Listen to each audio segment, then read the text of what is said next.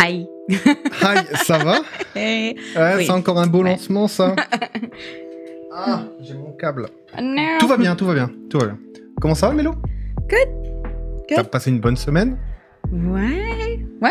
Bien. Overall, là, c'est busy, mais c'était les derniers cours du semestre. Donc là, il faut que Nice. j'étudie pour mes examens. Mais Ça, c'est une bonne nice. chose. Yeah. Oui, ok. Yeah, c'est même un stress de moins.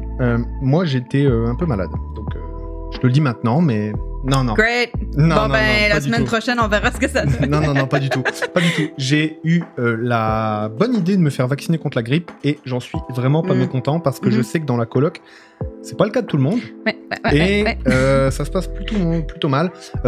On commence avec une news de merde. Voilà.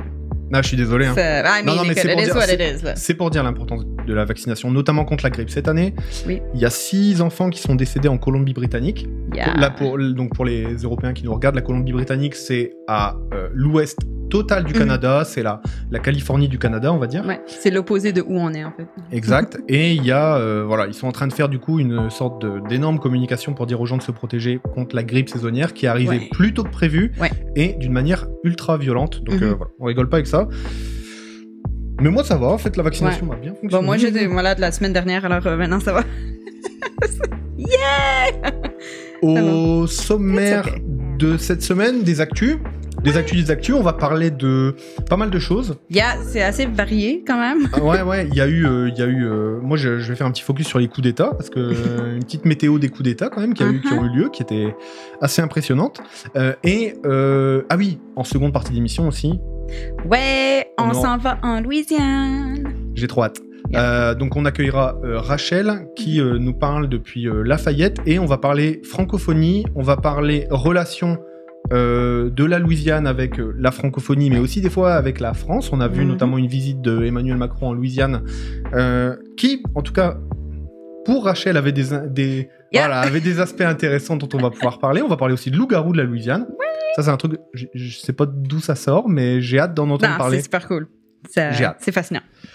Et puis au niveau des actus, ben voilà, petit retour sur l'actu. On va parler bien sûr des 33 ans de l'école polytechnique. Oui, donc c'est la plus grosse tuerie de masse jusqu'à celle qu'il y a eu en 2020, donc pendant très longtemps. Et ce que ça représente, et ce que la coalition canadienne pro-armes a fait, qui était pas surprenant venant d'eux, mais dégueulasse quand même. Mais carrément dégueulasse. J'en profite pour saluer le chat. Salut le chat. Salut le web. J'imagine ton prénom, Nico. Et c'est cool. Du coup, n'hésitez pas à parler avec nous et à nous dire qu'on dit de la merde et tout. Même si normalement vous n'êtes pas là pour ça, hein, parce qu'on est quand même dans le même camp là, normalement les guys. Hein, voilà. La France dans le noir cet hiver, ce sera aussi une des actus qu'on va explorer. C'est un peu la merde en France actuellement, du point de vue électrique. Et puis bon voilà, on va explorer ça. La météo des coups d'État. Voilà, avec notamment un focus avec 2 régions du monde qui n'ont rien à voir. Enfin si. Qui ont eu à voir à un moment, quand les nazis ont dû s'échapper quelque part, il y a eu un petit lien entre les deux, mais voilà, pour l'instant, voilà, il n'y a pas trop de lien, mais là, ils sont liés par un coup d'État. Yes. Et après, on a quand même une nouvelle positive, donc c'est une nouvelle positive de la semaine, mais il va y avoir une ligue professionnelle de soccer féminine au Canada, parce qu'en fait, les mecs, ils sont nuls, et ils sont nuls répétitivement, mais stop. Non, mais disons, les statistiques ne sont pas très en leur faveur, mais les femmes, si, donc, c'est cool, c'est bien. Ouais, puis c'est surtout que c'est une question d'égalité aussi, hommes-femmes. Ça aussi. Mais surtout qu'elles sont vraiment, vraiment meilleures. Ouais, elles sont meilleures et elles vont jouer ailleurs qu'au pays. Ah ouais? Ouais, donc, puis elles gagnent aussi. Et elles gagnent pas mal, notamment aux Jeux Olympiques. Donc, du coup, on va passer là-dessus aussi. Yeah. Donc, on a pas mal de choses et on va commencer avec un petit retour sur l'actu. Moi, j'ai identifié quelques petites pépites. T'as suivi un petit peu les singes d'Elon Musk? Un petit peu, mais on sait que Elon, c'est notre mascotte non officielle du show. S'il revient, même si on veut pas nécessairement qu'il revienne. C'est vraiment un fou boulet, lui. Hein. Mais qu'est-ce qui se passe avec les singes en ce moment-là? Je peux te raconter. À ce qu'on sache Oui, réellement. alors parce que comme d'habitude, chaque entreprise a droit à secret d'entrepreneur, tu vois, en gros la protection de ce qu'ils font. Sauf quand il s'agit de torturer des êtres vivants, ça marche pas. Il y a pas de protection pour ça. Et il se trouve que Elon Musk a fait une présentation d'une de ses entreprises qui s'appelle Neuralink. Et Neuralink, une des ambitions de cette entreprise, c'est de pouvoir connecter le cerveau humain avec l'interfacer avec des périphériques numériques. En gros, relier notre cerveau à un ordinateur. Avant de tester sur l'humain, il faut tester ailleurs. Et les cailloux, ça marche pas. Non, il faut un cerveau. Donc, ils ont testé massivement sur les singes et ça n'a pas très bien tourné pour la plupart de ces primates, puisqu'il me semble que 80% des primates qui ont été testés sont morts. Beaucoup. Donc, c'est une horreur. Est-ce qu'on peut arrêter ça? Ouais, genre, juste... Il y a peut-être quelques trucs médicaux que je pourrais voir qui pourraient se développer de façon intéressante pour, je sais pas, des maladies dégénératives ou des trucs comme ça. Mais pour l'instant, c'est plutôt vendu de la part de spokesperson Elon que c'est une façon de se connecter à l'Internet, des trucs comme ça qui, personnellement, ça sonne comme la pire chose au monde que tu peux plus jamais déconnecter. Non, mais imagine. Ça, c'est la dystopie totale. Là. Imagine les fenêtres pop-up dans ta tête, tu vois. Mais il y a un virus, qu'est-ce que tu fais? You die! Shit! OK. Voilà. Donc, mauvaise idée à la base, plus mauvaise chose, là, clairement. Il n'y a rien qui va. Non. Il n'y a rien qui va. Il n'y a rien qui va, comme la plupart de ces entreprises. On va pas se mentir, à part Tesla, même s'il y aurait à en dire, il y aurait beaucoup à en dire, mais notamment, il me semble que c'est The Boring Company, qui est l'entreprise qu'il a créée quand il était stuck dans le trafic. Il me semble que c'était à Los Angeles ou à San Francisco, et il a dit « Oh, j'en ai marre du trafic, je vais créer des tunnels pour que les voitures, elles passent en dessous, tu vois. » Et donc, l'idée était marrante au début. Bien sûr, quand on connaît pas Elon Musk, son passé, et surtout ses ambitions politiques et idéologiques derrière, on peut être tenté de rigoler derrière un truc ça. Donc, il a embauché des ingénieurs, machin, un truc et tout, des foreuses, et il a fait un tunnel entre chez lui et le siège social de The Boring Company, ou de Tesla. Voilà. Et sauf que maintenant, c'est la merde, parce que quand tu creuses en Californie, tu sais, la Californie, c'est pas juste à côté de la faille de San Andreas, tu vois, c'est pas juste le meilleur endroit où creuser. Bref, et en gros, The Boring Company est en train de se rendre compte que, les États savent entretenir un tunnel. Une compagnie dans laquelle t'as dit à des ingénieurs, faites-le, puis après on verra. C'est puis pas la même. Puis le sol californien s'affaisse à cause des sécheresses en plus. Donc, c'est un des problèmes dans leur eau. Il y a de l'arsenic de plus en plus parce que ça s'enlève du sol, là, de la terre. Et c'est des montants normaux dans la terre, mais le plus que tu compresses, le plus que ça se met dans l'eau, c'est pas bien. Donc, Elon... Stop. Pour ton propre bien. Arrête ça tout de suite. Laisse les infrastructures au pays et aux États.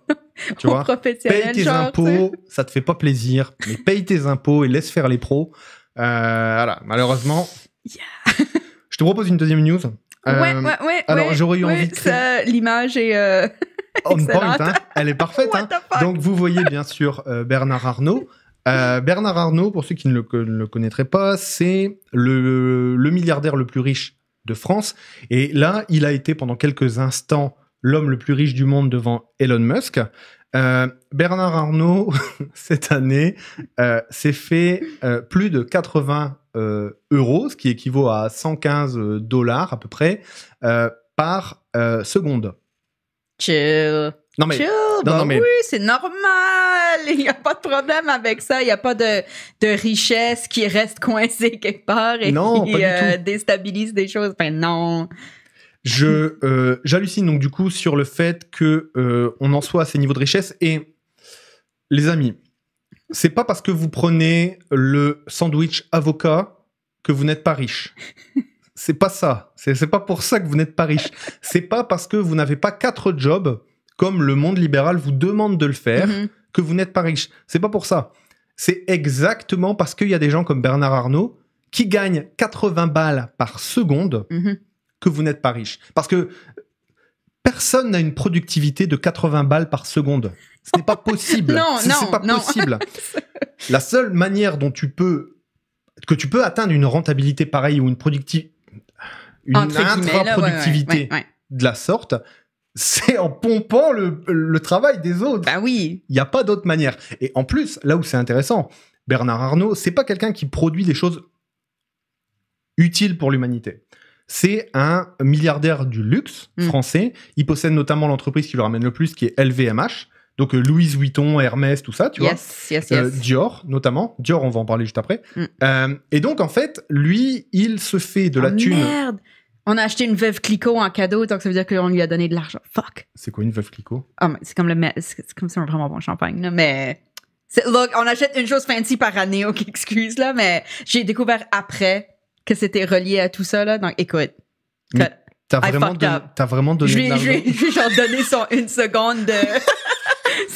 You're welcome! T'as contribué à ça, bordel. You're welcome. Regarde, okay. Je fais partie du 1% maintenant.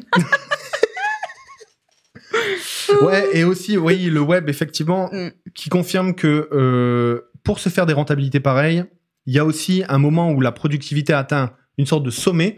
Et donc, la seule manière de continuer, parce que le capitalisme, c'est ça, c'est une croissance infinie, en gros, concentrée dans les mains de certains, au détriment du travail des autres. Et à un moment, quand la productivité atteint un certain niveau, la seule manière de continuer à faire des profits, c'est de virer de la masse salariale, virer des salariés et du coup d'embaucher ou de délocaliser les entreprises dans des endroits où c'est moins cher de faire fabriquer. La preuve, c'est qu'avant, toute la maroquinerie, donc faire des sacs en cuir, etc., c'était beaucoup fait en Europe parce que c'était un métier de main fine où les gens étaient experts et où les gens étaient formés pour ça, tu vois.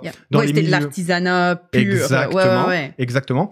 Et maintenant, ça s'est délocalisé comme n'importe quelle industrie, tu vois, dans les pays à bas coût et notamment en Asie du Sud-Est. Et donc, ça fait que je dis pas que acheter un sac 200 balles parce qu'il est fait en France, c'est mieux machin. Mais le facteur entre les deux, c'est qu'il y a Bidule qui s'en met plein les fouilles, tu vois. Mais c'est ça. Et ça, c'est quand même un sacré problème. Bref, donc, ce milliardaire, il a été le plus riche du monde pendant... C'est inspirant. Je joke, clairement. C'est dégueulasse, voilà. Surtout que, en fait, si lui était riche tout seul et que ça posait pas de problème, pas de problème, tu vois. Mais le hic, c'est les travailleurs qui travaillent et qui produisent la richesse. Ça me fait penser à cette joke de merde. Il y a un employé, il y a un patron qui débarque avec sa Lamborghini, tu vois, et qui, donc sa grosse voiture de sport, et t'as les employés de l'entreprise qui disent « Waouh !» Enfin, trop bien et tout. Enfin, voilà. Cool, je peux y arriver aussi. Exact. Et lui, il dit, c'est parce que vous avez vraiment travaillé fort cette année. Et si vous travaillez encore plus fort, je pourrais m'en acheter une deuxième l'année prochaine. C'est exactement ça. Aïe. Troisième news, plutôt positive. Est-ce que tu l'as vu passer? Ouais, j'ai trouvé ça cool. Donc, ce qui s'est passé le 24 juin aux États-Unis, quand ils ont enlevé Roe versus Wade, donc il y avait plus la garantie de l'accès à l'avortement, que c'était plus protégé aux États-Unis, ça faisait peur pour d'autres lois, donc certaines lois par rapport à l'égalité des races. Genre, ils avaient même peur pour le mariage homosexuel, mais même intraracial, je sais pas comment on appelle ça là, mais interracial, ouais, c'est comme parce que ça protégeait d'autres choses, plus au niveau de l'humain. Et là, il y avait évidemment les droits LGBTQ+ at large, mais vraiment le mariage homosexuel. Et là, ils ont passé un loi pour protéger ça aux États-Unis. Donc ça, c'est plate que c'est venu de quelque chose qui a enlevé des droits à des gens, et non seulement enlever des droits, mais enlever une vie stable et sécuritaire pour beaucoup. Mais au moins, il y a des réactions positives. Carrément. Il y a une vraie réactivité par rapport aux peurs qui sont venues pour d'autres groupes. Donc, surtout venant des États-Unis par rapport à ça, c'est quand même cool, parce que c'est pas les plus vite dessus non plus. Et ils ont une grande population. Donc, c'est quand même rassurant. Rappelons que le Congrès, la victoire des démocrates, c'est quand même joué à quelques sièges, c'est-à-dire quelques voix. Des fois, alors vous connaissez mon point de vue, peut-être le point de vue de Mélodie est différent.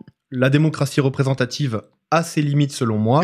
N'empêche que quand il s'agit de faire du progrès social avec l'outil qu'on a, quelques voix ont l'air de compter, pour faire la différence et faire que les personnes homosexuelles ne se sentent pas genre discriminées, demain, puis que leur mariage soit annulé, puis que genre tu te réveilles un matin puis t'es plus marié, t'as plus d'avantages sociaux parce que t'as plus ce morceau de papier qui représentait. Comme c'est tellement, c'est pas juste le mariage. Non mais carrément, peut-être que t'avais adopté. Peut-être que tu avais pu adopter un enfant parce que tu étais marié et que si ton mariage est plus valable, on te prend ton gamin. Enfin, tu vois, un truc de ouf. T'as plus d'avantages sociaux que tu avais avec ton partenaire parce que tu l'avais parce que tu étais marié. Donc là, t'as plus d'assurance maladie. Peut-être que, I don't know, Carrément. you die parce que tu n'as plus accès au traitement dont tu as besoin. Tu sais, des trucs comme ça. Donc, c'est beaucoup plus que, entre guillemets, uniquement le mariage, même si c'est important aussi. Mais c'est ça. Ça a presque même... C'est tellement, tellement plus large. Carrément. Donc, c'est pour ça qu'il y a des luttes pour ces égalités-là, parce que c'est pas uniquement à propos d'avoir un papier qui dit je suis la femme de, je suis le mari de. C'est beaucoup, beaucoup plus compliqué. Exactement. Donc, ouais. Voilà. Donc, ça, c'est donc, cool. Carrément. Good. Ouais. Bon, on retourne dans la famille Arnaud. Ouais. Parce que vous le savez, le mérite, le fait d'avoir bien travaillé, ça te garantit, selon les libéraux, d'avoir une bonne situation. Si tu veux, tu peux.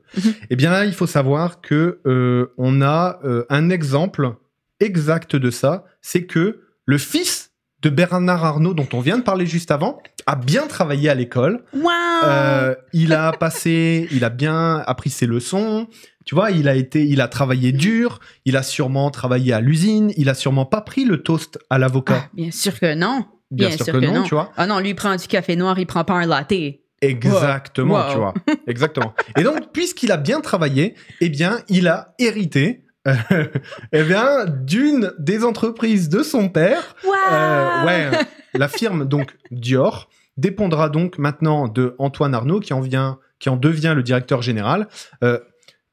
Il n'en est pas le possesseur directement, mais bien sûr qu'il va y avoir des actions derrière. Ouais. Il va bien sûr se remplir les poches là-dessus. Et le but, c'est que la transition de l'empire de Bernard Arnault se passe directement au sein de sa famille, parce qu'on n'imagine pas pouvoir laisser quelqu'un d'autre toucher au pactole qui a été construit de génération en génération et qui fait que c'est une des familles les plus riches de France et donc une des plus riches du monde, et qui va pouvoir continuer d'exploiter tranquillement des salariés et des employés, les mettre dehors, les faire bosser à fond.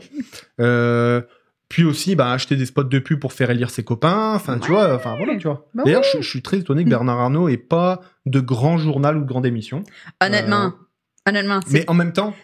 Mais il contrôle avec les pubs. Ouais, puis dans le luxe, tout de suite, tu t'adresses tout de suite à une certaine... Ouais, tu sautes déjà en haut de l'échelle sociale. Exactement. Donc, et puis surtout, je pense que le luxe en lui-même, le fait de se dire « je veux acheter ce produit parce qu'il est cher c'est par nature. Et tu vois, et le fait que ça, c'est quelque chose qu'on a vu de plus en plus. Les grandes marques de luxe, de plus en plus, ont fait des parts de marché chez les plus pauvres. Oui. Tu vois, avec notamment au niveau du marketing une descente en prix de pas mal de produits pour pouvoir permettre à n'importe qui d'acheter et de rentrer dans le monde du luxe. Donc, oui, il y a j'ai vu pendant les dernières années, peut-être moins pendant Covid, parce que c'est Covid, mais c'était Gucci qui était devenu la marque de luxe cool chez les plus jeunes, et vraiment le but c'était je veux m'acheter un truc Gucci même si c'est hyper cher, je veux cette une chose, je veux un stylo Gucci. Non mais c'est ça, je veux des sandales en plastique Gucci, mais je vais les avoir parce qu'il y a les YouTubers, les XYZ qui ont ces choses-là, donc ça c'est ça, mais et ça c'est la nouvelle version de la même chose qu'on voit depuis toujours, mais exactement. Puis, et puis le web dans le chat qui précisait aussi, oui, c'est vrai que la famille Arnault a aussi pas eu besoin d'acheter des journaux parce que ils ont mis sous surveillance des gens qui pourraient leur nuire au niveau de leur image, notamment un député dont on a déjà parlé ici, député de la Somme, François Ruffin, donc pour l'étiquette La France Insoumise en France, qui avait notamment dans son journal de l'époque, Fakir, fait pas mal de choses puisqu'il était allé rencontrer les anciens employés qui ont été virés, tu vois. Et bref, donc voilà, il y a des choses. Et oui, le conseil de Le Web sur Merci Patron, qui est un film de ouf, Mais tu m'en as déjà parlé. Ouais. Il faut vraiment le voir. Puis en plus, tu vas entendre l'accent chantant de ma région. Yeah! Chantant avec du fromage, des frites, enfin, tu vois, genre chantant comme ça, quoi. La dernière, pour le retour sur l'actu, ça, c'est ma petite pépite. Non, j'ai trouvé ça intéressant. Alors, il faut savoir que pour les députés provinciaux au Canada, lorsque vous voulez siéger à la Chambre, vous devez prêter serment au régent. Donc, avant, c'était la reine d'Angleterre, Élisabeth II, et désormais, c'est Charles III. Et or, on sait un petit peu tous que... déjà, de un, la monarchie, c'est peut-être passé de temps. Il est peut-être temps de devenir des citoyens et d'arrêter d'être des sujets. Peut-être que ça sert pas à grand-chose, mais bon, ça... peut-être que ça coûte un peu cher, tu vois, pour juste avoir une étiquette. Bref. Et ensuite, autre chose, le Québec est pas trop fan de monarchie britannique on va dire ça comme ça. En général, tu vois. Donc, du coup... il y a 3 députés péquistes, comme on les appelle, du Parti québécois, qui ont refusé de prêter serment avant d'aller siéger et qui se sont fait interdire l'entrée de la Chambre parce qu'ils n'ont pas prêté serment au roi. Alors que, bon, on va pas se mentir, le Québec est assez loin des considérations britanniques. La couronne et tout, enfin voilà, tu vois. Puis avant ça, il y avait Québec solidaire où ils avaient dit qu'ils allaient pas le faire. Et ensuite, ils se sont dit, OK, j'ai pas le choix si je veux faire ma job. Exact. Donc, c'est pas nouveau qu'il y ait des personnes qui soient contre. Exact. Et là, bonne nouvelle, c'est que un des ministres du gouvernement Legault a déposé un projet de loi pour rendre facultatif le serment au roi. Et toute la Chambre est OK avec ça et ça risque de passer tranquille. Alors, ce sera un gros pied de nez à la Constitution. Alors, la Constitution, je parle sous contrôle d'un prof d'histoire, donc je ne vais pas trop en dire, mais en gros, la Constitution générale du Canada, qui normalement dit que si tu dois prêter allégeance si tu veux siéger en cour provinciale. Voilà, c'est ça. En chambre provinciale. Oui. C'est ça. Et j'ai la validation de la part du prof d'histoire. Approved. Oh my God. Je suis pas trop loin. J'ai peut-être pas les termes techniques, mais je commence à comprendre. Ok, donc ça, très bonne nouvelle pour le Québec et pour tous les sujets mais ça va, canadiens. Tu sais, ça va faire des petits impacts ici et là. Je pense. Et à un moment, on va se dire, pourquoi est-ce qu'on le fait? En exact. fait, et comme le Québec l'a toujours fait, le Québec a été une des provinces qui porte pas mal le progressisme. Et c'est... Oui. No offense québécois. C'est étrange, des fois. Parce que beaucoup de Québécois sont assez conservateurs, mais ont une vision sociale très progressive. La Sécu, la protection sociale universelle, les universités moins chères, les cégeps, notamment le prix des garderies et le salaire des personnes en première ligne, tu vois, sont naturellement plus hauts au Québec aussi parce qu'il y a une meilleure considération des classes plus populaires et tout. Il y a une protection des prix pour les loyers, etc. Donc, il n'y a rien de parfait nulle part, mais au niveau social, oh my God, Ils sont vraiment à l'avant-garde. Du coup, encore, on espère que ça va faire tache d'huile, comme on dit. Qu'est-ce que c'est que ça, Mélo? Donc, cette semaine... Oh mon Dieu, t'as mis ça en plus. Oui, je l'ai cherché, là. Donc, il y a 33 ans, il y avait la tuerie la plus meurtrière de l'histoire du Canada avant celle de 2020. C'est encore la tuerie de masse d'école qui est la plus meurtrière, mais au Canada, c'est pas vraiment un truc là, comme ça se passe beaucoup aux États-Unis, mais au moins on est chanceux à ce niveau-là. Enfin, ça marquait les 33 ans du 6 décembre 89, où à Montréal, un homme qui en voyant les progrès des femmes et que ça lui posait un problème parce qu'il voyait ça comme anti-homme, que les femmes voulaient faire des choses équivalentes aux hommes. En gros, c'était un incel, mais il n'y avait pas ces termes-là à l'époque, mais c'est vraiment ça. Il a décidé de prendre une carabine qu'il a achetée légalement, d'aller à l'École polytechnique de Montréal, qui est une université, et de tirer sur un groupe de femmes qui, en majorité, étudiaient en ingénierie, qui est un métier d'homme, qu'est-ce qu'elle faisait là. Donc, j'ai écrit les stats pour pas oublier, mais donc, il a tué 14 femmes, mais il y en a 13 autres de blessés, donc 9 femmes, 4 hommes. C'est une des survivantes qui, elle, avait été atteinte de 4 balles. On sent que c'est comme C'était ultra violent. Donc, elle est une des porte-paroles de Police se souvient, qui est un groupe qui fait pression du contrôle des armes parce que elle en a survécu les conséquences. Et puis, il y a la coalition canadienne pour le droit des armes à feu. Ils font leur thing.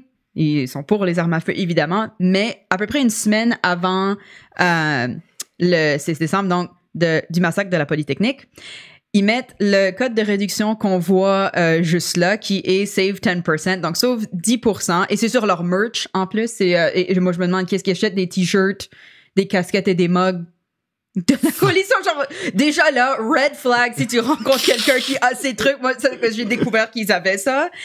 Mais donc, tu sauves 10% avec le code POLY, P-O-L-Y, qui est littéralement l'acronyme de la Polytechnique. Genre, si tu vas à la Polytechnique, tu dis « je vais à la Poly ». Donc, c'est cette survivante qui a partagé ça. Elle a dit, en gros, c'est vraiment pas surprenant venant de leur part, mais c'est vraiment dégueulasse. Non, mais attends, c'est incroyable, ça. Non, mais tu vas pas me dire que c'est une erreur ou que c'est un hasard, là. Alors, moi, je me suis un peu renseigné là-dessus, je voulais comprendre un peu derrière. Yes. Et il apparaît qu'en fait, le code promo POLY, P-O-2-L-Y, c'est un code promo qui est assez communément utilisé chez les vendeurs en général. OK. Et là, c'est des bâtards parce que t'enlèves un L pour que ça fasse comme Polytechnique, quoi. Et tu fais, tu sais, même à un niveau genre de marketing personnel, faire un discount juste avant l'anniversaire d'un énorme massacre comme dude. Je sais pas comment. Non, mais en plus avec ce code, donc tu sais, il se cache vraiment pas. Ouais. Mais voilà. Puis l'organisation, elle, je l'ai souligné là, mais ils voient cette attaque comme une anomalie. Donc c'est pas la faute des armes, c'est le mec. Bon, oui, le mec était déjanté et clairement voulait juste assassiner des femmes parce que c'était des femmes. That's it, that's all. C'est à ce niveau-là, c'est plus compliqué, mais c'est pas plus compliqué. Mais c'est parce qu'il avait genre une carabine avec laquelle il pouvait tirer autant de personnes en très peu de temps. Ça s'est passé en comme 20 minutes. Comme ça s'est passé en ultra peu de temps. Le mec est arrivé, il a tiré. Il a tué plein de gens. Et voilà. Puis je l'ai noté là, mais j'ai calculé l'âge que la plus vieille victime aurait aujourd'hui. Puis elle aurait 62 ans. Elle serait très vivante, en train de vivre sa vie. Depuis. Yeah. Puis la plus jeune en aurait 50. Genre, comme c'est vraiment... C'est récent et c'était juste des jeunes femmes qui voulaient aller étudier. Donc, c'est dégueulasse. Voilà, faut continuer à se souvenir de ces choses-là pour continuer à en parler. Puis, le 6 décembre a ensuite été choisi. Je l'ai noté parce que c'est un nom hyper long. Mais ça a été choisi comme la journée nationale de la commémoration et d'action contre la violence faite aux femmes. Parce que clairement, c'était non seulement une attaque d'armes à feu, mais c'était 100% contre les femmes. Exactement. Et puis, maintenant, c'est utilisé comme journée de commémoration et de vigilance contre ces violences-là à l'intérieur des 16 jours d'activisme contre la violence basée sur le genre. Nice. Voilà. Merci, Mélo. Yeah, what's happening en France? J'en sais rien, moi. J'ai une petite idée, mais... genre, pendant comme la fin de l'été, je dirais... septembre, j'avais vu des trucs où il va y avoir des problèmes d'approvisionnement. Tu sais, il le disait plus sérieusement. On va avoir vraiment des problèmes d'électricité. C'était quoi, porter un pull et là, vous aurez pas froid. Merci. Puis là, tu vois débarquer tous les ministres et tout le monde avec des pulls avec des cols roulés et tout, tu vois. Tu dis des ouf. Ouais, je suis sûre qu'ils se les gèlent à la maison. J'en suis certaine. Non, mais c'est ça. Non, mais eux, surtout que eux, ils se font pas chier. Eux, ils mettent le chauffage et tout, ils s'en tapent. Oui. Voilà. Donc, petit rappel de la situation. La France atteint des pics énergétiques de consommation qui dépassent sa production. Voilà. Alors, à quoi c'est dû ? C'est dû au fait que il fait froid, on a besoin de lumière, et donc les gens, se chauffent, tout simplement. Wow. Il y a aussi une grosse transition qui est faite depuis un certain temps, c'est que pas mal de gens avant se chauffaient au fioul ou au gaz, et de plus en plus de gens se chauffent à l'électrique, parce que dès que tu changes un radiateur ou un système de chauffage, tu vas le passer à l'électrique, parce que l'électrique, c'est plus sûr. L'approvisionnement, c'est plus sûr. Ouais. La preuve. Yeah, there you go. Yeah. There you go. Et, C'est donc- plus sûr tant que pas la position, mais la construction des infrastructures en question continue. Exactement. Et là, justement, c'est intéressant parce que ça fait plusieurs temps que le gouvernement se rend compte que ça va être la merde cet hiver. Mhm. Voilà, ça va Mhm. vraiment être la merde. Et pourtant, une chose, c'est que on va subir des coupures. Enfin, ils vont subir des coupures alors qu'ils ont consommé 10% de moins Wow. d'électricité en novembre. Ce qui est énorme. Non, mais c'est énorme C'est- que par rapport à l'année dernière. Yeah. Et ces 10% sont liés à plusieurs facteurs. Un, les gens ont plus de thunes, donc Ouais. ils consomment plus, tu vois, clairement. Yeah. Et ah oui. Alors le web qui nous rappelle cette histoire. L'État français, dès qu'il y a un problème social, environnemental, Mhm. machin, ils sortent un numéro vert. C'est-à-dire un numéro vert, c'est un numéro que tu peux appeler gratuitement. Tu Oui, vois. j'ai vu ça. Et ils l'ont fait 4-5 fois sur les violences faites aux femmes, sur Je l'avais vu cet été pour les chaleurs, je crois. Genre que tu pouvais l'appeler en urgence. numéro vert chaleur. Ouais, Il ouais. y avait également la santé mentale et également les troubles des étudiants qui avaient pas assez qui pouvaient pas subvenir à leurs besoins. Tu vois, tu pouvais appeler des numéros verts, etc., etc. Et on s'est dit, là, c'est des blagues, ils le font trop souvent, ils vont pas. Putain, ils ont fait un numéro vert pour les coupures d'électricité. Tu dis comme allô, j'ai froid, puis ils sont comme oui, il n'y a plus d'électricité, qu'est-ce Non, que tu veux mais que je on te veut- dise ça? Bon, du coup, dans mes éléments de langage, je vous conseille de mettre un pull. Ah, j'ai déjà un pull. Vous Je pouvez peux mettre vous un envoyer maillot de une corps. couverture. Non, mais voilà. Est-ce que vous avez essayé d'allumer des bougies? Est-ce que vous tricotez? On rit, c'est horrible là, mais tu sais, c'est comme qu'est-ce que tu veux qu'ils fassent? Absolument. Donc bref. Donc voilà la situation un petit peu. Les Français consomment moins et pourtant on a plus de pics. Comment ça s'explique? La première des choses, c'est à cause des sécheresses en hiver, en été, eh bien il y a eu beaucoup moins d'eau en altitude. Et comme la France dépend à peu près à autour de 10% des barrages hydroélectriques, s'il n'y a pas d'eau en altitude, il n'y a pas d'eau qui descend. Les barrages ne tournent pas. Et donc, ça fait un revenu, une production électrique en moins.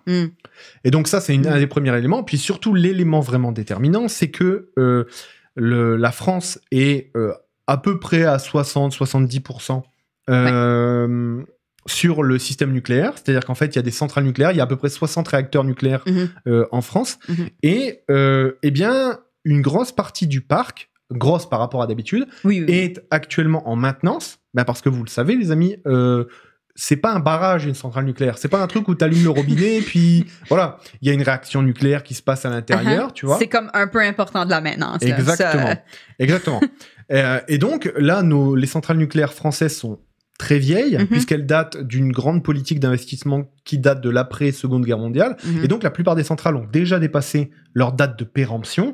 Mais comme on n'a pas prévu la suite, on continue à mettre de l'argent dans la machine, de vieux trucs qui tombent en panne, de vieux trucs qui se fendent, etc., etc. Donc, ça devient un peu compliqué. Et donc là, il y a une grosse partie des centrales nucléaires françaises qui ne produisent pas autant qu'elles le devraient. Et le remplacement de ces centrales, notamment avec la nouvelle technologie des EPR, comme on appelle ça, c'est des grosses centrales nucléaires qui sont censées avoir un fonctionnement plus efficace, tu vois, notamment l'EPR de Flamanville, lui a été livré avec plus de 10 ans de retard. Et la facture, il me semble qu'elle a à peu près doublé, tu vois. Wow. Donc, en gros, ça fait que il y a vraiment un gap qui fait que ça va pas marcher et qu'on est à ce moment-là. Et alors, petite cerise sur le gâteau, là où des pays ont fait vraiment des investissements majeurs dans les énergies renouvelables, qui te permettent en gros d'être un petit buffer, tu vois, un amortisseur de ta production, de ta consommation, etc. Ah, au fait, petite chose intéressante. Est-ce que vous savez que s'il y a pas de... pourquoi quand il n'y a pas de vent, les éoliennes tournent? Pourquoi? Je te remercie de me le demander. Je te remercie de me le demander. Les éoliennes, c'est un outil fantastique pour le réseau électrique. Parce que quand il y a besoin d'électricité, ça en produit. Et quand il y a trop d'électricité sur le réseau, ça en consomme. C'est-à-dire qu'on fait tourner les éoliennes pour consommer de l'électricité qu'on a en trop sur le réseau. Un réseau électrique, ça ne peut pas être en surplus ou en moins plus, entre guillemets. Tu vois. Oui, t'as des batteries, elles peuvent se remplir jusqu'à un certain point, et là, sinon elles explosent. Exactement. Donc, t'as des énormes condensateurs un peu partout dans le pays qui permettent de réguler pour faire que ce qui est produit est instantanément consommé. Et le problème, c'est que t'arrêtes pas une centrale nucléaire comme t'arrêtes une éolienne. Du coup, quand il y a trop d'électricité et que les gens décident... Alors, petite histoire marrante, mais pour nous sensibiliser au changement climatique, la chaîne plus ou moins numéro 1 à l'époque en France, qui était TF1, avait demandé, ça devait être autour des années 2006, 2007, avait dit on va faire un geste pour la planète et on va demander à tous les Français d'éteindre leur lumière juste après le journal de 20h, donc à 20h30, tu vois. Okay. À 20h30, tous les Français éteignent leur lumière. OK? À 20h30, tout le monde a éteint sa lumière. Et là, t'as les mecs dans les centrales qui ont dit what the fuck? Il se passe quoi, là? Et là, d'un seul coup, tout le monde le rallume. Exactement. Donc là, en gros, TF1, en faisant un geste comme ça et en comprenant rien, et en ne comprenant rien à comment ça marche un réseau électrique, a failli faire péter tout le parc nucléaire français, tu vois, et tout le réseau électrique français. Bref, donc en gros, les amis, l'électricité, on déconne pas avec ça. Donc, on a besoin d'alimentation électrique parce qu'on a des gens sur respirateurs, on a des hôpitaux, on a des trucs qui ont besoin de fonctionner tout le temps. Bah oui. Et on peut pas rigoler avec ça. Et là, ce qui se passe, c'est vraiment un drame stratégique français, tu vois. C'est vraiment un drame de pas avoir pris le relais au moment où on pouvait le faire, tu vois. Donc, je trouve ça un peu incroyable. Et j'espère que ça va pas se continuer trop longtemps. Parce que là, les températures sont pas mal descendues. Nous, en Nouvelle-Écosse, il fait chaud. Ouais. Mais je me mets à la place de... Oui, il fait chaud ici. Il y a eu 30 cm de neige à Vancouver, à un endroit où il pleut pendant l'été, pendant l'hiver, guys. Comme ça, mais il pleut tout le temps. Mais il pleut vraiment pendant l'hiver. Il y a 5 cm de neige, tout le monde flippe. Donc, c'est pas normal. C'est pas normal, les amis. Mais le réchauffement climatique, ça existe pas. C'est pas réel. Tout va bien. J'ai vu une statistique. Attends, je réagis d'abord aux commentaires de Le Web. Le Web, il nous dit, en gros, ils tentent d'expliquer que la guerre en Ukraine est en train de faire migrer les économies vers le renouvelable. C'est un peu ce qu'on a dit il y a 4-5 émissions de ça. En fait, on en parlait justement, Le Web. Et ça devrait être un moment où on se dit, OK, let's go. Exact. Or, c'est pas le cas. Et aussi, autre chose, c'est que, du coup, pour améliorer la production, tu vois, on a relancé notamment des centrales à charbon en France. Du charbon qui, bien sûr, n'est plus produit en Europe. D'accord? Parce que j'adore le bassin minier du Pas-de-Calais dans le nord de la France, là d'où je viens, tu vois, c'est mes racines, là. Mais j'ai pas vu tourner un chevalet, tu vois, depuis, même avant que je naisse, tu vois, il s'était déjà arrêté. Donc, on le produit pas, ce charbon. C'est mauvais pour l'environnement. Et en plus, on le produit ailleurs. Et en plus, on le transporte. Donc, c'est double zéro. Donc là, l'État français, double zéro. Ça fait plusieurs années qu'on vous prévient. Ça fait plein de fois que des gens le disent. Faut pas déconner. Là, il y a vraiment eu de la merde, là. Donc, bon courage aux Français. Nous, on est encore chanceux. On se chauffe, on s'électrise au gaz qu'on crame dans l'atmosphère. Et aussi un peu de charbon en Nouvelle-Écosse. Au Cap-Breton, c'est du charbon importé de Chine. Parce que ça coûte moins cher d'importer du charbon de Chine que d'aller le miner soi-même. Alors que le Cap-Breton il y en a plein. Est rempli de charbon. Ouais. Voilà. Bref. Logique. Ah oui. Non, mais il va être tard, là. On va pas passer à travers la news. Mais juste un truc. Vous savez que... alors oui, on a travaillé ensemble, toi et moi, pour donner une réponse au gouvernement de la Nouvelle-Écosse. Ah oui. Yes. Sur son plan climat, en gros, c'est ça. Ouais. Ça. Donc, genre une des recommandations pour leur plan climat. C'est ça. On a fait un bon truc, hein. Oh yeah. Donc eux, ils nous ont créé un plan uniquement en anglais. Ouais, déjà là, merci d'avoir fait des consultations en français. Non, une consultation en français pour tous les sujets. Quand il y avait genre 15 consultations sur 15 différents sujets. Donc déjà là, mais bon, OK. Et là, voilà, c'est juste en anglais. Okay. Non, mais c'est nul. Et j'ai pas eu de réponse du gars encore. Il doit m'envoyer. Bref. Mais donc, dans les recommandations qu'on préconisait, il y avait notamment le bouclage de la Nouvelle-Écosse et de toutes les provinces de l'Atlantique avec des gens qui produisent plus que ce qu'ils consomment en électricité de manière entièrement renouvelable. Je pense notamment au Québec, qui produit 120% de son électricité. Ils sont excédentaires de 20%. C'est énorme. Et encore, ils exploitent pas tout ce qu'ils ont. Non. Il y a presque, j'ai pas de data, donc je vais pas la donner, tu vois, mais j'ai l'impression, vu les cartes que je regardais et vu les emplacements de barrages que je voyais, qu'on était à peu près à 40% de ce qui pourrait être exploité, tu vois. Oh yeah. Donc, ça veut dire que le Québec pourrait, tu vois, alimenter largement... Ah oui, non, mais c'est surtout qu'on représenterait en population comparé à eux, tu vois. Non, mais c'est sûr qu'on arriverait à être énergétiquement...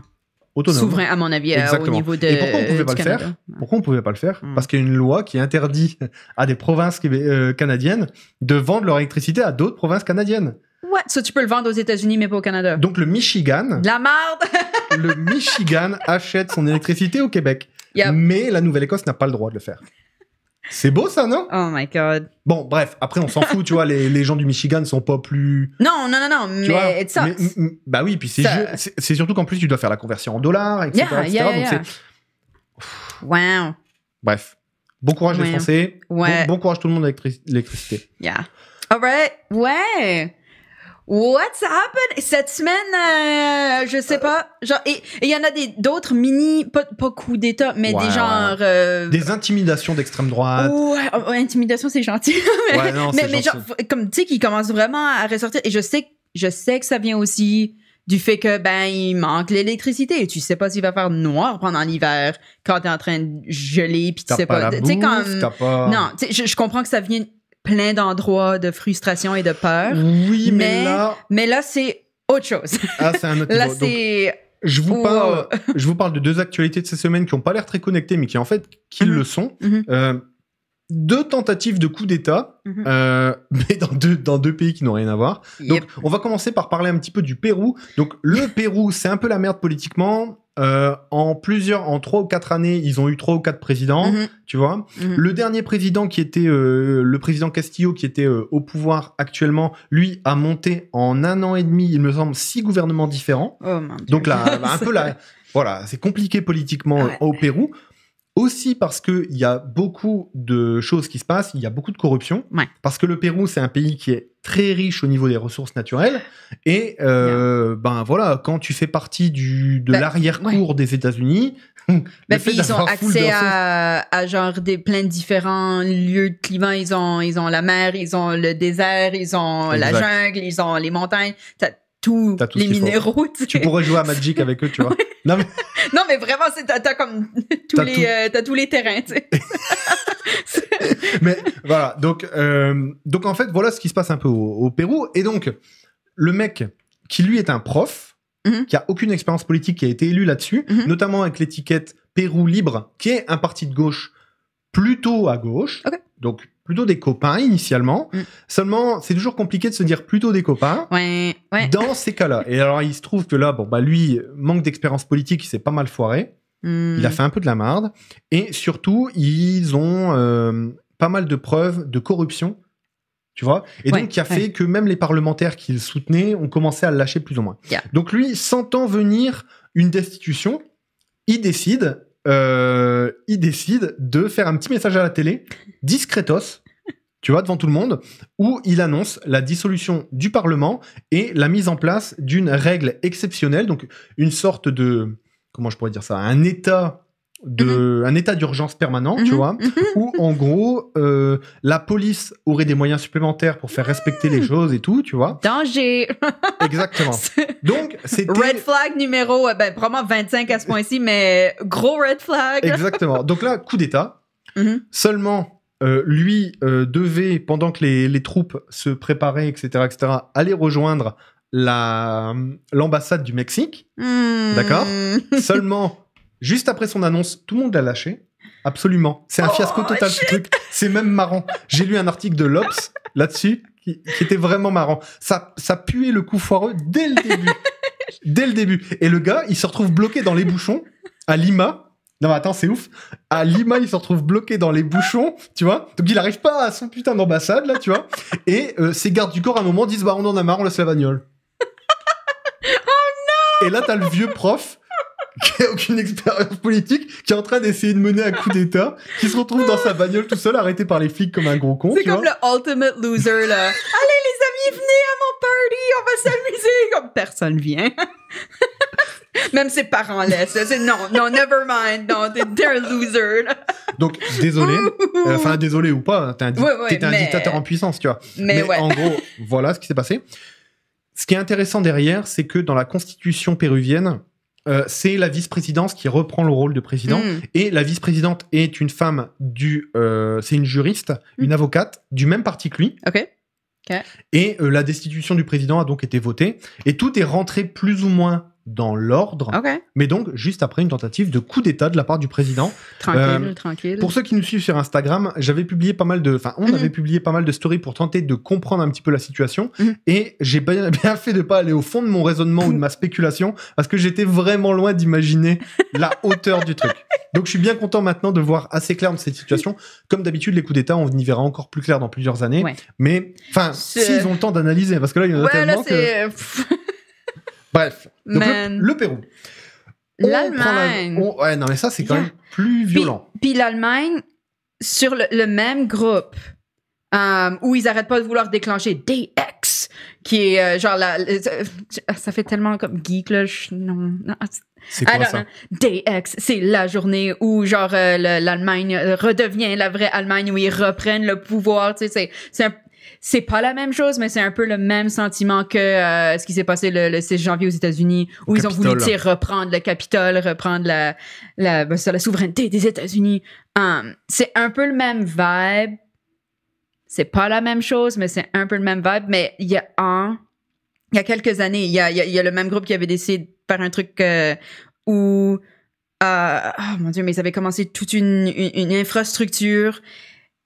Et le but était que il y avait un fusil caché quelque part et ça devait être quelqu'un qui était d'origine genre syrienne ou un réfugié quelconque qui le trouvait, et donc la police allait trouver lui et ça allait débuter tout un merdier parce que c'était la preuve que les réfugiés et les gens pas blancs, et surtout les gens qui peut-être ont un nom qui ressemble à Mohamed étaient la chose qui allait faire la fin de l'Allemagne. Un truc comme ça. Il y a une vraiment bonne investigation du New York Times dessus, que ça fait comme 2 ans, je crois que je l'ai lu, mais t'es genre, what? Et ça s'empire, et ça s'empire, et ça s'empire, et tu tombes dans le trou. Et là, on est revenu avec les mêmes mecs. Non, mais là, on va quand même décrypter un petit peu ce qui s'est passé. Une opération de police, la plus grosse opération de police en Allemagne, de toute l'histoire de l'Allemagne, 3000 policiers. L'Allemagne, c'est un État qui, à force d'avoir été un petit peu belligérant avec ses copains, on lui a dit, arrête, plus d'armée, plus rien, calme-toi. Donc 3000 policiers, c'est énorme, tu vois, pour l'Allemagne. Oui. Et ce qui s'est passé, c'est que coup de filet, autour de 52 personnes étaient suspectées de fomenter un coup d'État en Allemagne, et notamment, comme tu l'as dit, la prise du Bundestag, qui est le parlement allemand, et qui aurait été un petit peu à l'image de la prise du Capitole par les supporters de Trump, mais en version hardcore. Ouais, quand je dis hardcore, c'est hardcore, parce que ces gens-là avaient prévu du coup une attaque armée qui fait vraiment penser à l'incendie du Reichstag. Tu vois, qui a été fait par les nazis, tu vois. Non, mais comme c'est tellement intense et fou. Holy shit. Ouais. Alors, dans les sphères qui ont contribué à ça, il y a beaucoup, donc l'extrême droite allemande, notamment. Alors, je vais pas en parler parce que j'ai pas de source sûre, mais de ce que j'ai pu lire, le mouvement troisième vague serait notamment impliqué. C'est un mouvement d'extrême droite allemande, plutôt d'Allemagne de l'Est, qui est vraiment en train de monter, plus des groupes complotistes allemands qui se sont joints du coup à la partie et qui ont du coup monté ce coup d'État. Et le but, c'était notamment de prendre le pouvoir au Parlement et tout de suite de créer d'annoncer la création d'une nouvelle armée allemande. Indépendante de tous les traités que l'Allemagne a passés avec les autres pays quand elle s'est fait un peu engueuler parce qu'elle avait un peu fait la solution finale, envahi la Pologne, bref, etc. Et donc là, voilà, le but, c'était un peu de remettre ça. Et l'objectif, c'était le nouveau Reich. C'était donc du coup le nouvel empire allemand. Danger. Donc danger, effectivement. On va quand même noter une chose, c'est que parmi les gens qui sont dans les 25 personnes qui ont été arrêtées, donc il y en a qui ont été arrêtés en Autriche, il y en a qui ont été arrêtés en Italie, et parmi ces personnes, il y a un noble, un ancien prince. Un ancien prince. Genre l'héritier de... tout ça, le reste de sa famille dit non, nous on n'a pas rapport avec ça. Hein. Lui, il est flippé. On veut pas se mêler à ceci. C'est exactement ça. Le reste du groupe, il y a pas mal de militaires des forces spéciales. Et notamment une femme russe, je sais pas ce qu'elle vient foutre là, mais une femme russe complotiste. Diversité, non, et une ancienne parlementaire d'extrême droite et une qui était également magistrate d'extrême droite. Donc ça, voilà. Ça, c'est l'extrême droite en action. Et notamment, une des valeurs principales qui était portée, c'est l'anti-parlementarisme et en gros, l'antidémocratie, tu vois, l'anti-républicanisme de ce groupe qui voulait vraiment remettre, comme la plupart des extrêmes droites, remettre des leaders forts, remettre la race en avant, etc. etc. Donc en gros, tout ce qui a fait le bonheur de l'Allemagne dans les années 40, hein, bien sûr. Donc voilà, nickel. Je te propose de passer pour les 4 dernières minutes à une bonne news. Il n'y a pas grand-chose à décortiquer en tant que soi. C'est juste cool. C'est juste bien. Carrément. Il y a égalité. Mais donc, il y aura enfin une ligue professionnelle de soccer féminine au Canada. Ça a été annoncé très, très récemment. Mais c'est super cool. Ça vient après beaucoup de demandes et de preuves que les femmes qui jouent au soccer peuvent vraiment bien faire et peuvent même gagner des médailles d'or et que les mecs qu'on paye super cher pour aller au Qatar faire 2 buts, T'es en train de faire du mec shaming là, non? Ouais, du mec shaming. Non, mais tu sais, c'est là où on voit vraiment l'inégalité de où l'argent va, qui est représenté où et quand. Mais genre là, celle qui sera à la tête de ça, qui a été l'instigatrice, Diana Matherson, elle a été donc dans l'équipe nationale. Alors là, on parle d'une ligue professionnelle pour le Canada. Ouais. Elle a été sur l'équipe nationale qui va aux Jeux olympiques, etc. Elle est médaillée de bronze. Et c'est la même chose même pour le hockey, où quand on va à l'équipe nationale, les mecs, ils perdent quasiment tous leurs matchs dans les dernières années. Et les femmes, elles gagnent des médailles d'or, etc. Et puis, il y a la blague du coach qui regarde les mecs et qui dit « Les mecs, allez jouer comme des filles parce que vous êtes un peu nuls. » C'est une blague. C'est une blague, mais c'est vrai. Inception du sexisme. Oui, voilà. C'est l'inception du sexisme. OK. Mais donc, c'est cool. C'est super cool qu'il va y avoir ça. On parle beaucoup du hockey au Canada, mais en fait, le soccer, c'est énorme et c'est aussi beaucoup plus accessible parce que tu as besoin de beaucoup moins d'équipement, on s'entend. Alors, il va y avoir 8 équipes. Il y en a déjà 2 qui sont prévues dedans, mais j'ai hâte de voir ce que ça donne. Calgary, Vancouver. Ouais. J'espère vraiment qu'on aura une équipe. Et on a beaucoup de femmes qui jouent ici. Ouais. Donc, ce que décrivait une des femmes qui notamment milite pour ça, c'était notamment que elle, ça la faisait chier parce que elle est talentueuse, mais comme il n'y a pas de ligue professionnelle au Canada, elle est obligée d'aller jouer aux États-Unis. Ouais. Et voilà. Donc, du coup, ça, c'est vraiment une bonne chose. Oui, on va pouvoir comme non seulement garder, mais créer une filière de développement. Faire émerger des stars du sport et puis voilà. Donc, à suivre. Exactement. Mais c'est cool. C'est très bien. On finit sur quelque chose un peu moins glauque ou loser. C'est cool. Le jour où les footballeurs feront un coup d'état, tu verras, tu rigoleras moins. Oh merde! On est bon pour cette première heure et on finit pile à l'heure. Ouais, wow. On se retrouve d'ici une petite pause, une dizaine de minutes, avec Rachel, qui nous vient de Louisiane. Yeah. J'ai vraiment hâte qu'on parle de la Louisiane. Et ça fera un accent de plus dans notre escarcelle. Yeah. Donc je suis vraiment content. Du coup, on se retrouve d'ici une dizaine de minutes. Si vous voulez réagir, vous abonner, mettre des pouces et tout, faites-le. Ouais. C'est cool. Si vous nous regardez en replay, c'est cool aussi. Merci. Oui. À toutes. À tout à l'heure.